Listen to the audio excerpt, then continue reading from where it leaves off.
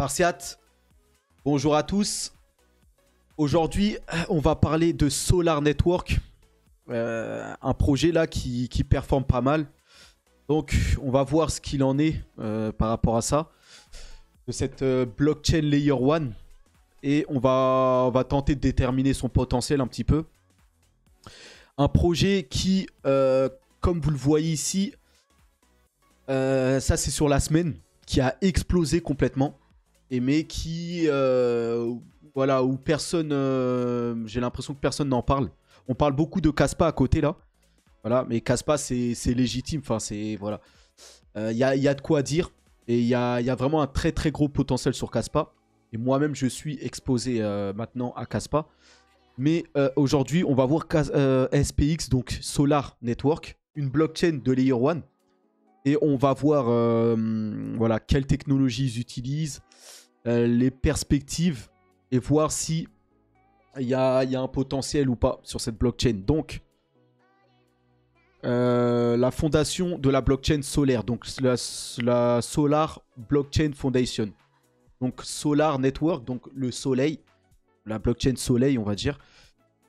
Et son token SXP. Donc Solar est une blockchain décentralisée, utilisant un modèle de consensus, donc Delegated Proof of Stake, qui est sécurisé par 53 producteurs de blocs élus, qui produisent des blocs et valident les transactions.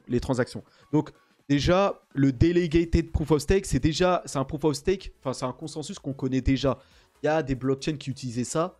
Je pense que l'écosystème, la Cosmos, utilise le Delegated Proof of Stake. Je ne suis plus très sûr, mais je pense que c'était ça.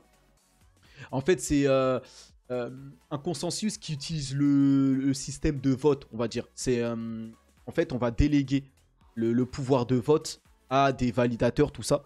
Bon, c'est un consensus qui est correct, qui a une bonne réputation. Après, c'est pas vraiment la meilleure des technologies à ce jour, avec tout ce qu'il y a eu par la suite. Mais bon, apparemment là, ici, c'est assez bien défini. Parce que normalement, on déléguait, avec le Delegated Proof of Stake, on déléguait de manière aléatoire tout ça. Ici, on a 53 producteurs qui sont déjà désignés et élus. Donc là, c'est apparemment des producteurs de blocs qui sont de confiance et qui sont déjà désignés. Bon, on verra. Mais voilà, c'est le Delegated Proof of Stake. Bon, un consensus qui est correct, sans plus. 53 producteurs. Aussi, la sécurité, donc, enfin, la rapidité et la sécurité, 53 producteurs de blocs et un block time de 8 secondes. Bon, 8 secondes, c'est assez correct, mais peut mieux faire aussi. Donc là, à ce niveau-là, c'est pas mal, mais normalement, c'est mieux. Bah, par exemple, pour Kaspa, vous avez 1 seconde de temps de finalité. Et là, vous avez 8 secondes. Bon, c'est rapide, c'est correct. Et voilà, c'est pas mal. Et donc, dans le pourvoir de vote, vous avez 53 producteurs de blocs qui sont déjà définis. Pour ce qui est voilà, de la technologie là, employée, je peux dire que c'est correct, mais c'est pas ce qui se fait de mieux sur le marché. Bon. Donc, on avance. Tac, tac, tac. Acheter et vendez. Voilà, ils préparent des outils pour le gaming, tout ça. Prêt à commencer. Donc, voilà. Apparemment, ils vont s'exposer au gaming, tout ça. Donc voilà, il n'y a pas grand chose de plus. Maintenant, on va aller sur Twitter et voir quelques... Voilà. Sur le mois, regardez. Hein. Sur le mois, quand même, c'est Kaspa, qui est le meilleur performeur. Mais quand même, ça fait mieux que Conflux Network, hein, quand même. Vous voyez? Pourtant, Conflux, c'est vraiment un projet à fort potentiel de croissance parce qu'ils sont très exposés à la Chine. Mais Solar fait mieux qu'eux. C'est vous dire que... Et en plus, ça continue à monter, hein, vous le voyez ici, là. C'est vous dire la hype qu'il y a sur Solar. Et là, on va essayer de voir pourquoi il y a autant de hype sur cette blockchain. Donc, vous allez voir que Solar est en Delegated Proof of Stake. Bon, c'est une bonne technologie, comme je vous l'ai montré, sans plus. Maintenant, là, ils ont lancé... une sorte de... on va voir l'évolution où ils en sont. Ils ont lancé le Solar Mobile Wallet. Donc, ils ont, on va dire, un portefeuille natif, on va dire, un propre portefeuille. En fait, c'est le Solar Mobile Wallet. Donc, c'est natif, c'est maison, on va dire, pour accéder à l'écosystème Solar.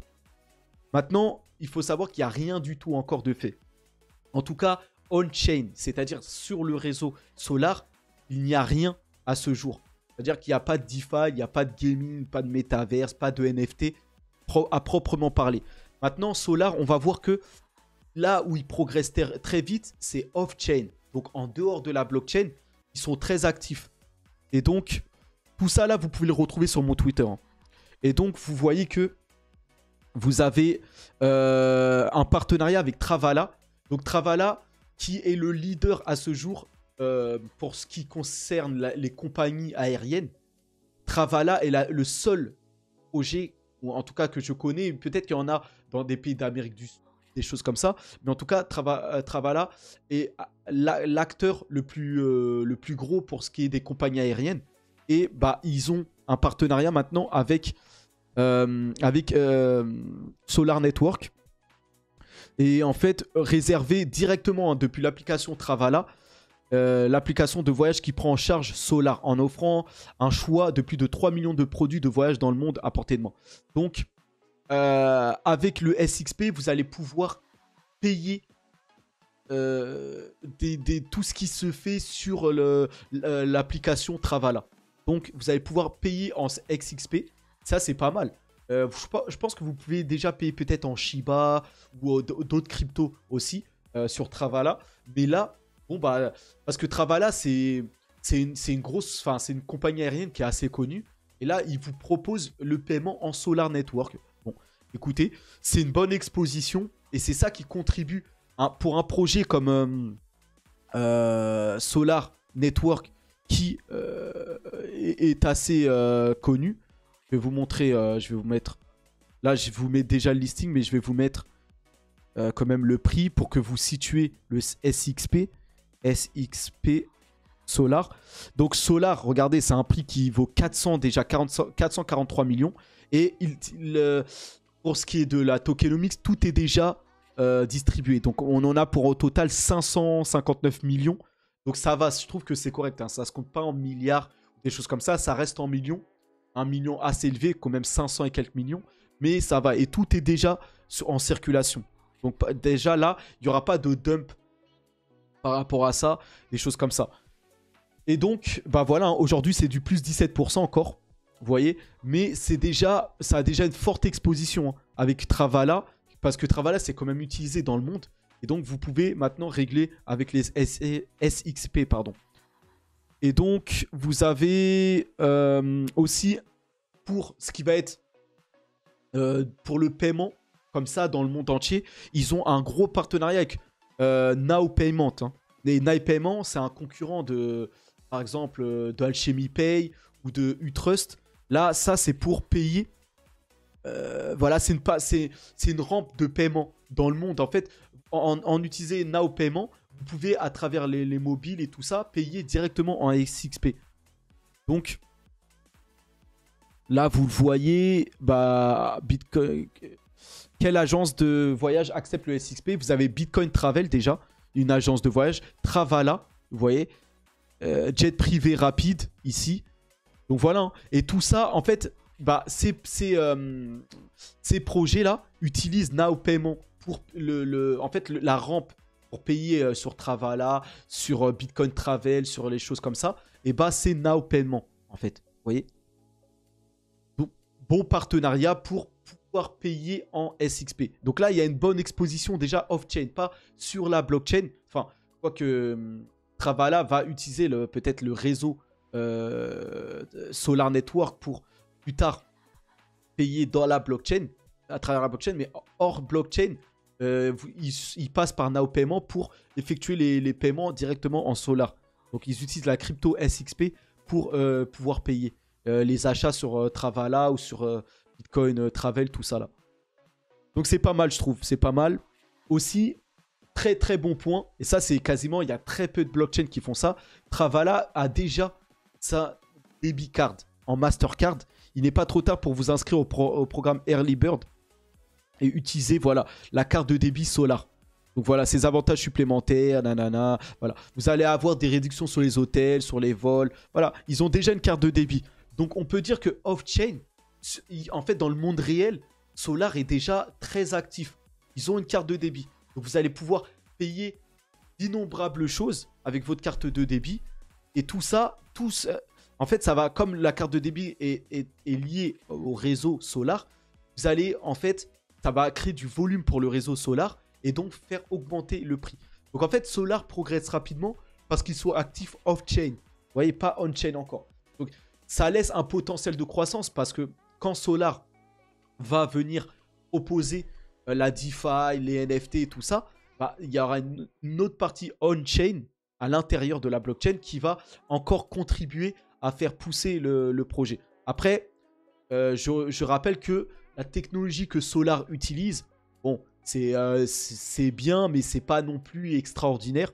Donc peut-être que c'est pas un réseau qui va... c'est un réseau peut-être qui va rester dans l'ombre de ce qui se fait. Parce que c'est pas... Moi je dis c'est pas tellement mieux que ni Avalanche, ni Solana. Parce que Solar, la technologie que Solar utilise on-chain, en tout cas, c'est pas... Voilà, c'est pas extraordinaire. Contrairement à Kaspa. Hein.